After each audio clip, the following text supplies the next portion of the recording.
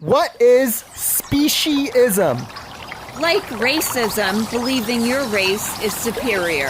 Speciesists think that only humans matter. And rank others in a hierarchy based on what they can do for us.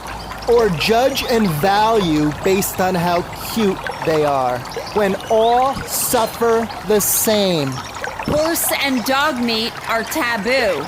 Because most like them, but we still treat them both like trash. Dolphins good, fish taste good. Vegan means to simply leave animals alone. Factory farms, watch meat.org. Birds are sentient just like dogs, speciesists.